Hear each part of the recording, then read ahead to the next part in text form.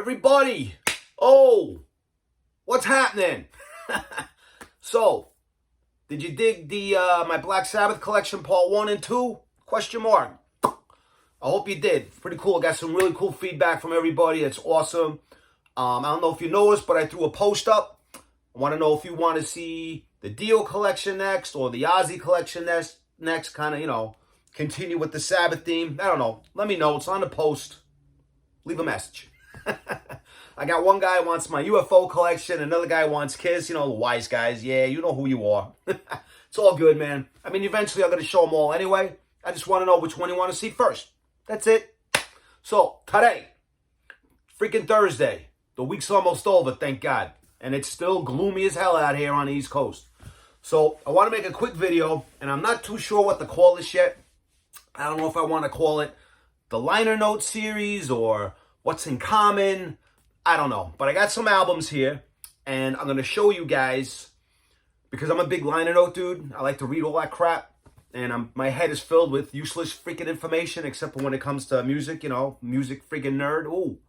So, I'm going to show you a couple albums. Two. What are these two kind of like got in common, per se? All right? So, let's just do this and keep it rolling, all right? I want to keep this short and sweet, under an hour. All right. So, first up, we got Mr. Don Dokken, all right? Dokken, what's he got to do with this album here, Scorpions? All right?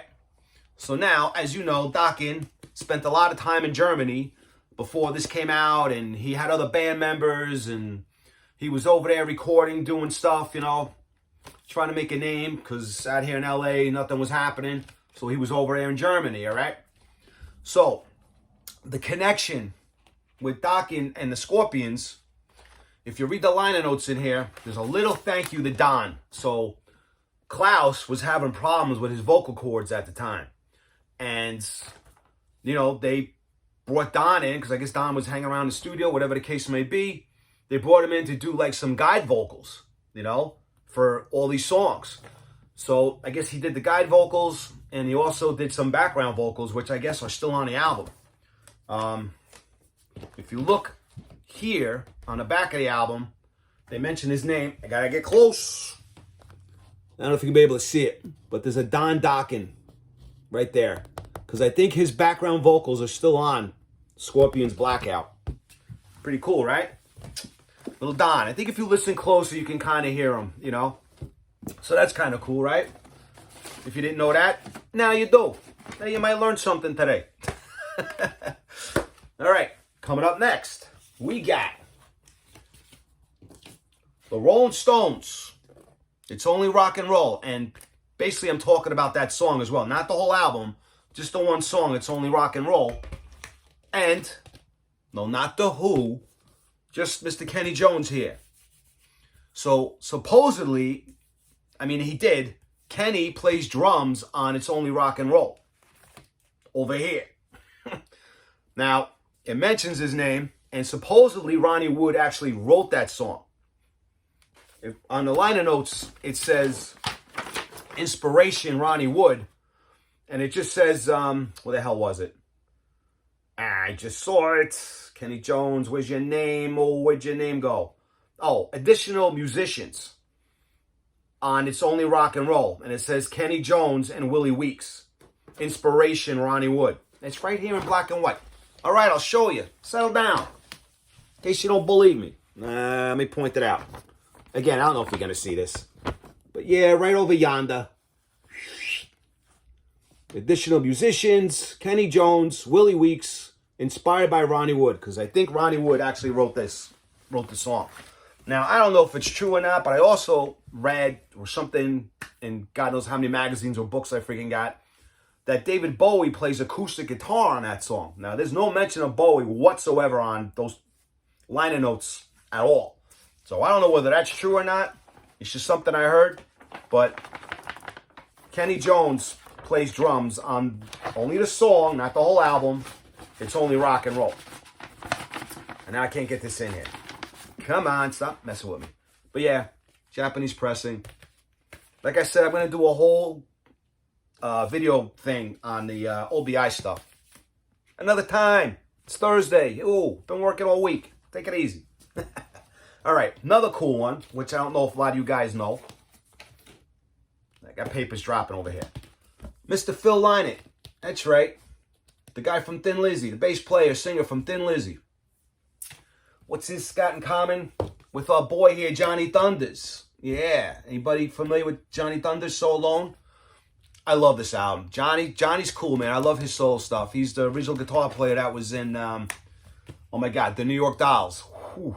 See, I do these videos live. I don't edit. I don't cut anything out. If I screw up, I screw up. I don't go back and edit and re-record. Nah, ain't happening. I'm working live here without a net. You know, without a net. No, not a net. Not the girl Annette. With that. Oh my God. Forget it. Forget it. But yeah, Johnny Thunders, So Alone. This is a really cool album, man. If you guys pick this up, man. So Phil actually plays bass on 2 songs on here, and he actually sings one of the songs. Yeah, I'll tell you right now.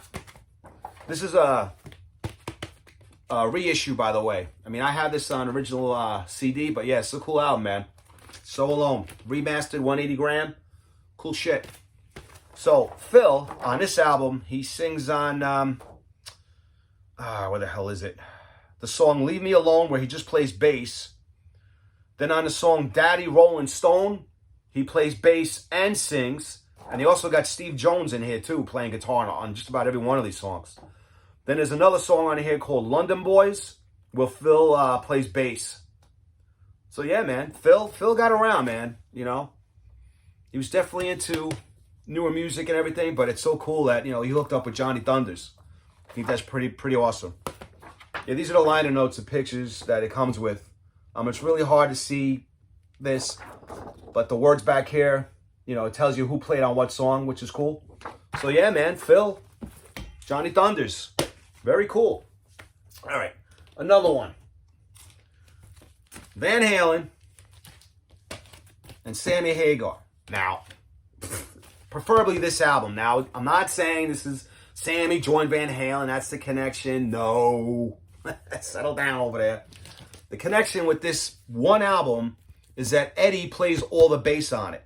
If you didn't know that, maybe you knew that. Who knows? But yeah, Eddie plays all the bass on this Sammy album.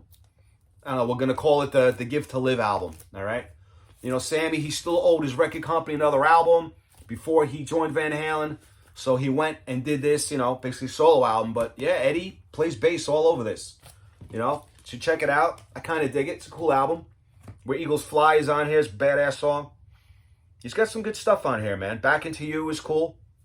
You know, Sammy fan, I'm sure you guys got this album. If not, pick it up. All right? Eddie Van Halen plays bass. The whole thing. All right. All right, now moving on. Ooh, I picked up too many albums here. You get Journey with Y&T, preferably this album 10, okay? Now, not the whole band Journey, just Mr. Steve Smith here, the drummer. That's right, fucking great drummer. I mentioned in one of my other videos, I freaking love Steve Smith, man. And this is a great album, man. Evolution, cool stuff, man. Cool songs in there. I'll do a Journey video one day. But yeah, so Steve Smith and Y&T 10. All right. Now on the back, he's got, you know, Jimmy Grasso, Steve in there, Dave, an underrated singer and guitar player. Freaking Y&T, man. Great band. And you got the good old Phil Kenmore there. Rest in peace, Phil. Cool guy, man. I love Y&T. But anyway, when it comes to this album, Steve Smith plays all the drums on here. Everything. Now, if there was a video, a documentary on Y&T, if you saw it, you know what I'm talking about. So basically, Steve said that he just listened to everything that Jimmy DeGrasso played and wrote it all out and then played everything that Steven had played. You know, why they didn't use Steven's tracks, I don't know. You know, when you go in the studio as a drummer and they make you play to a click track, sometimes not all drummers get it, man. It's tricky. It's a pain in the ass just to try to stay straight with, you know, a metronome, just doing this or this, you know, and you're trying to play and you're trying to throw your feel in and, you know, you miss one off, you got to stop. you got to start again. You know, they don't punch, you know, drummers in like they do with guitar players and singers. Oh, it's going to wind it and then kick in. It's a pain in the ass. So you got to be on time when you're playing. So I don't know what the story was with Jimmy, you know, with this album and in these songs. I don't know. But Steve Smith came in and just kills it, man. I mean, all the songs on here, just killer. Check this out, man. Y&T 10. I love Y&T. All right. Moving on. You get Cozy Powell, the great drummer, Cozy Powell. One of my idols, man. Love Cozy. And Jeff Beck. Yeah, Cozy Powell used to play in Jeff Beck, man. Crazy, right? I mean, you know, Cozy, he's more famous for Rainbow and playing with Sabbath and Tony Iommi, you know, and a bunch of other people. But yeah, Cozy played on a few albums with Jeff Beck. Check this stuff out. Now, this isn't like your traditional Jeff Beck. It's not all instrumental because they got, you know, a singer and stuff. But this is cool stuff, man. Rough and Ready. And Cozy's on a couple other albums with Jeff Beck. I just pulled this one out because it was the first one my hand grabbed. But yeah, good stuff, man. Cozy with Jeff Beck. That's a good combination. All right. Now, I mentioned this on my Judas Priest video. All right. If you didn't watch it, go find it and watch it. So when it came time for Screaming for Vengeance, I made a little note, and when I said the song, Take These Chains, and I said, oh, I'll get back to that another time. Guess what? Today's the other time. Oh. So yeah, Take These Chains, all right? So Judas Priest did not write that song, all right? And I dig it because it's cool, you know? But this song and a connection with Icon, Night of the Crime. Great freaking album. If you guys don't know who Icon is, check them out, all right? So with the singer that's on this one, he's on their original album, just called Icon, all right? And this one is more AOR. I mean, you either love this album or you hate it because from the first Icon album is kind of more heavier, you know? And this one is very radio friendly, you know? It's very, the sound of it is very like, you know, the album Heart and Survivor, you know, like I'm High on You and, you know, those songs, you know, the band Survivor. So it was more streamlined and you can hear it. But the songs on here are freaking great, all right? I mean, there's one that I'm not too crazy about, Rock My Radio. I hate song titles like that, you know? It's a waste. Oh, I want to rock my radio. Oh, my God, no. But everything else on here is good shit. Again, either you like it or you hate it. But anyway, so the song Take These Chains and this album, the co-writer, Bob Hagen or Halligan Jr., wrote Take These Chains. You can take These Chains off of this album and slap it on here. You couldn't tell the difference except for the sound. You know, the Priest sound is a little heavier than this, but the writing, the songwriting in general, you can take any one of these songs, slap it on here, and vice versa. Especially a song like Danger, Missing, Naked Eyes, Out for Blood. I mean, any of these songs could have been on this Priest album. Now, Take These Chains came out first, so I could just imagine, you know, songwriters, you know, hey, Priest or whoever, here's the cassette of, you know, 10, 20 songs. Pick which one you like, you know, and maybe they picked Take These Chains over all the other ones. But again, any one of them could have been on either one of those albums. But yeah, so check this out, man. Icon, Night of the Crime. If you don't have this, check it out. It's got good stuff. Really good stuff. The singing on here is great. But then what happened was, this was the singer, he's on this album, the first one, and then he left. Then Icon got another singer on the newer album, and actually Alice Cooper is on that third album. It just gets nuts. But yeah, Night of the Crime. Pick this up if you can. You'll dig it, all right? Now, being that I got Priest in my hand, all right? So Priest and Crocus, Headhunter, all right? Boom, boom, boom. The connection here, all right? Or what they got in common, whatever you want to call it, liner note, nerd, music nerd stuff.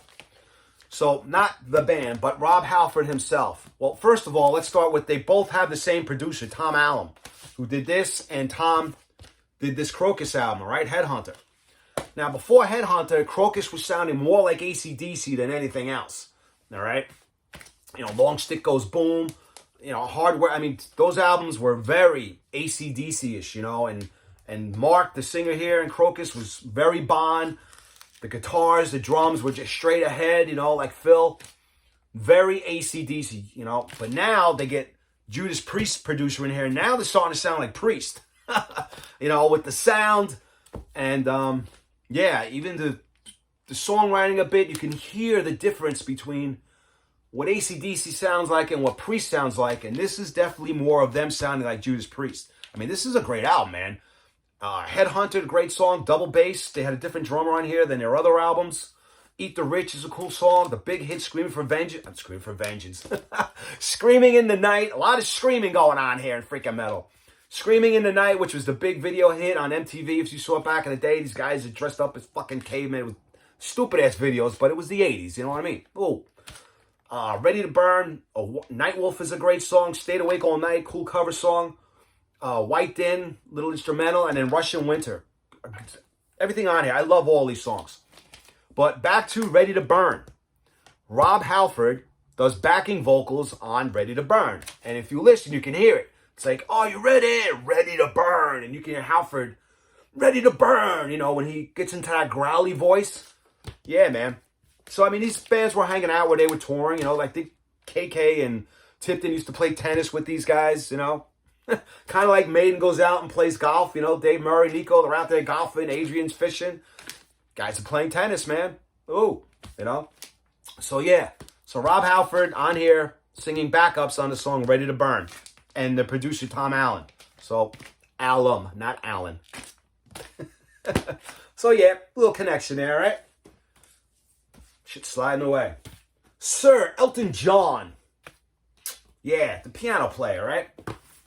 And Saxon. Talk about a mix match, right? Oh, but hey, it's all music, right? Which is my point in general. It's all music. Doesn't matter what you listen to, right? If you just music is in your life, which it should be. If it's not, I don't know what to tell you. You must have a boring freaking life. But you know, it's all coincides, man. I mean, you know, I listen to metal, I listen to hard rock, I listen to jazz, I listen to some 80s dance stuff. I mean, my tastes are all over the place, you know. But these two are my main ones, the metal and the classic rock. But when I'm in the mood, I mean, I'll throw Dean Martin on, I'll throw Frank Sinatra on, I'll throw Dion and the Belmonts, you know, the doo-wop stuff. I love that doo-wop stuff, man. I got box sets of that stuff. Anything, you know. I mean, you see me pull out a Bee Gees album. You see me pull out Keith Urban, country, all over the place. If it's a good song, To These Ears right here, it's a good song. I don't care what anybody else thinks. It doesn't matter. And you should be the same way. Listen to what you want to listen to. It's okay. You can be the biggest metalhead in the world, dressed in leather and the tattoos and everything. You want to listen to something else one day? It's okay. You don't have to hide. It's music. Makes the world go round. All right, back to this. Sir Elton John and Saxon. Elton plays on two songs on here. He plays on Northern Lady and he plays on Party Till You Puke. But yeah, fucking Elton, hanging out with the metal guys, right? How cool is that? Pretty badass. And they mention him down here, Elton John for being a true rocker and piano on Party Till You Puke and Northern Lady. So piano Till You Puke. Party Till You Puke. It's an upbeat song, you know. Just the song title alone should tell you what kind of song it is. And Northern Lady's more of a ballad. But, you know, Elton is a great friggin' piano player, man. You can't deny the guy's talent. Unbelievable, right? This is a great album, by the way, too, man. It's got Honky Tonk, Rocket Man, Mona Lisa's and Mad Hatters. I freaking love that song. I just mentioned it in my classic rock video. Love freaking Mona Lisa, Mad Hatters. Great song, man. So, yeah, he's hanging out with Saxon. Elton. Metal. All right. So I got one more for you because, like I said, I didn't want this to be an hour-long video. Nice and sweet to the punch, all right? You got Pat Travers, okay? And not just this album. One or two, maybe three more albums of Pat. This one is just called Putting It Straight, all right? Great guitar player. If you guys are into that kind of stuff, I dig it. But yeah, Mr. Pat Travers here. And Iron Maiden. Yeah. Two different worlds, man, right? But if you pull Nico McBrain out of Iron Maiden and throw him into Pat Travers, that's right. So we all know Nico McBrain was in a metal band, Trust, but he was also with Pat Travers, man, on a few albums. Yeah, I'll show you the picture. You don't believe me? You spot Nico in there? Where is he? Real quick. Come on. Find him. Nico's right there. Yep, I'll do a close-up so you can see. Nico McBrain. That's our boy. Check him out. Looking slick. Cool hat, dude. Got the bell bottoms on. Yeah. Now, on this Pat Travers stuff, Nico isn't playing like he plays in Maiden. You know, he's two different drumming styles. You know, he's more laid back and just playing, you know, for the song. He's in the groove. You know, he's not playing where Eagles Dare, right? Nah, he's not doing that. You know, he does some cool fills in here, but it's nothing like Maiden. So, yeah, man. Do a little searching. Find Nico McBrain. If you want to, you know, find out what Pat Travers albums he's on. Go check it out. All right? Discover new stuff, man, you know. Go back, you know, if you're a big Cozy fan like I am, check out the Jeff Beck stuff. It's all cool shit, you know. But I highly recommend the Johnny Thunders album with Phil Lynott on it. That's a cool album to go check out, all right? So, yeah, man, that's it for now. Short and sweet. I'll come up with other ideas. We'll continue this another time. Some other different albums of, you know, liner notes. Maybe liner notes series, huh? I don't know. We'll see. But that's it, man. So, enjoy the rest of your day. Happy Thursday. It's almost Friday. All right? I hope you got good plans for the weekend. If not, stay home, listen to music, whatever the freaking weather holds. All right? All right, guys. Peace out, and I will see you soon. Peace out, buttercup.